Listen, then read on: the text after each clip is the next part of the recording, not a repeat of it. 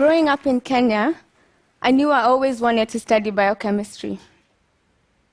See, I'd seen the impact of the high prevalence of diseases like malaria, and I wanted to make medicines that would cure the sick. So I worked really hard, got a scholarship to the United States where I became a cancer researcher, and I loved it. For someone who wants to cure diseases, there is no higher calling. 10 years later, I returned to Kenya to do just that. A freshly minted PhD, ready to take on this horrific illness, which in Kenya was almost certainly a death sentence. But instead of landing a job in a pharmaceutical company or a hospital, I found myself drawn to a different kind of lab, working with a different kind of patient. A patient whose illness was so serious it impacted every single person in my country. A patient who needed to get healthy fast. That patient was my government. See, many of us will agree that lots of governments are unhealthy today.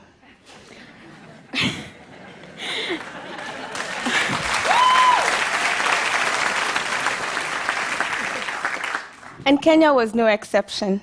When I returned to Kenya in 2014, there was 17% youth unemployment. And Nairobi, the major business hub, was rated 177th on the Quality of Living Index. It was bad. Now, an economy is only as healthy as the entities that make it up. So when government, one of its most vital entities, is weak or unhealthy, everyone and everything suffers. Now, sometimes we might put a Band-Aid in place to try and temporarily stop the pain. Maybe some of you here have participated in a Band-Aid operation to an African country, setting up alternative schools, building hospitals, digging wells, because governments there either weren't or couldn't provide these services to their citizens. Now, we all know this is a temporary solution. There are just some things Band-Aids can't fix. Like providing an environment where businesses feel secure, that they have an equal opportunity to be able to run and start their businesses successfully, or there are systems in place that would protect the private property that they create. I would argue only government is capable of creating these necessary conditions for economies to thrive. Now, economies thrive when businesses are able to quickly and easily set up shop. Business owners create new sources of income for themselves, new jobs get added into the economy, and then more taxes are paid to fund public projects. New business is good for everyone. And it's such an important measure of economic growth that the World Bank has a ranking called the Ease of Doing Business ranking, which measures how easy or difficult it is to start a business in any given country.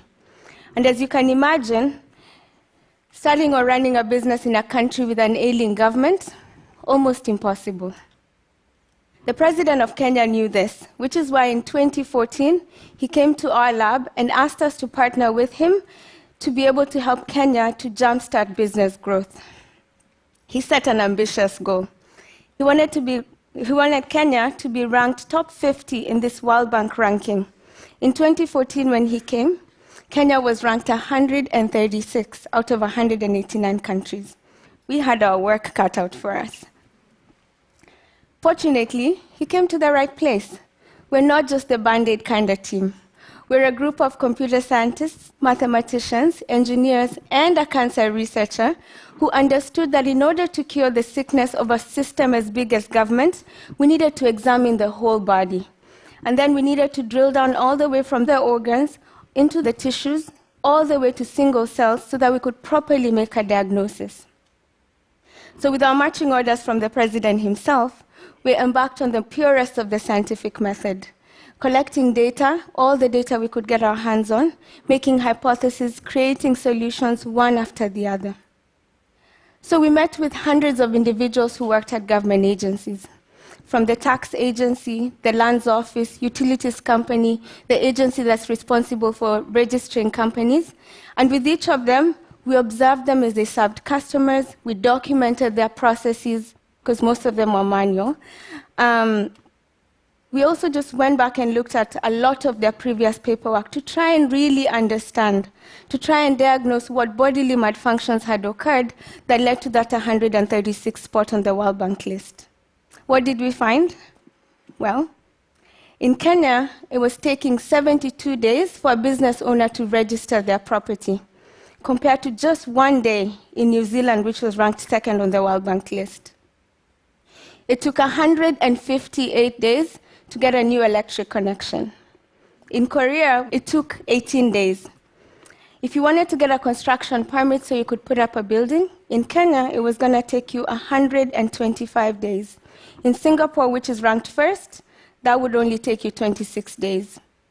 Now, God forbid you had to go to court to get help in being able to settle a dispute to enforce a contract, because that process alone would take you 465 days. And if that wasn't bad enough,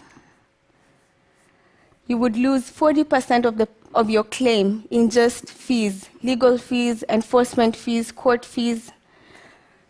Now, I know what you're thinking. For there to exist such inefficiencies in an African country must be corruption. The very cells that run the show must be corrupt to the bone. I thought so too, actually. When we started out, I thought I was going to find so much corruption, I was literally either going to die or get killed in the process. But when we dug deeper, we didn't find corruption in the classic sense. Slimy gangsters lurking in the darkness, waiting to grease the palms of their friends. What we found was an overwhelming sense of helplessness.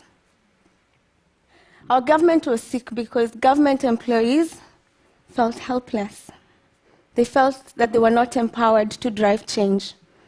And when people feel stuck and helpless, they stop seeing their role in a bigger system. They start to think that the work they do doesn't matter in driving change. And when that happens, things slow down, fall through the cracks, and inefficiencies flourish. Now, imagine with me if you had a process that you had to go through, had no other alternative. This process was inefficient, complex, and very, very slow. What would you do? I think you might start by trying to find somebody to outsource it to so that they can just take care of that for you. If that doesn't work, maybe you'd consider paying somebody to just unofficially take care of it on your behalf, especially if you thought nobody was going to catch you. Not out of malice or greed, just trying to make sure that you get something to work for you so that you can move on. Unfortunately, that is the beginning of corruption. And if left to thrive and grow, it seeps into the whole system, and before you know it, the whole body is sick. Knowing this, we had to start by making sure that every single stakeholder we worked with had a shared vision for what we wanted to do. So we met with everyone, from the clerk whose sole job is to remove staples from application packets, to the legal drafters at the Attorney General's office, to the clerks who are responsible for serving business owners when they came to access government services. And with them, we made sure that they understood how their day-to-day actions were impacting our ability as a country to create new jobs and to attract investments. No one's role was too small. Everyone's role was vital. Now, guess what we started to see? A coalition of government employees who are excited and ready to drive change began to grow and form. And together, we started to implement changes that impacted the service delivery of our country. The results? In just 2 years, Kenya's ranking moved from 136 to 92.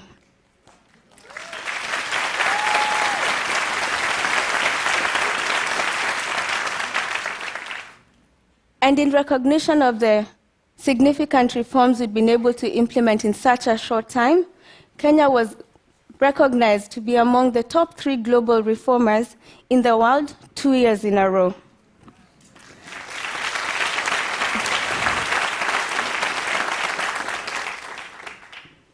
Are we fully healthy? No. We have some serious work still to do. I like to think about these 2 years like a weight loss program. It's that time after months of hard, grueling work at the gym, and then you get your first time to weigh yourself, and you've lost 20 pounds. You're feeling unstoppable. Now, some of you may think this doesn't apply to you. You're not from Kenya. You don't intend to be an entrepreneur. But think with me for just a moment. When is the last time you accessed a government service? Maybe applied for your driver's license, tried to do your taxes on your own. It's easy in this political and global economy to want to give up when we think about transforming government. We can easily resign to the fact or to the thinking that government is too inefficient, too corrupt, unfixable.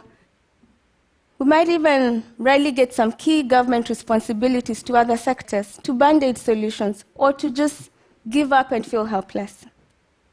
But just because a system is sick doesn't mean it's dying. We cannot afford to give up when it comes to the challenges of fixing our government.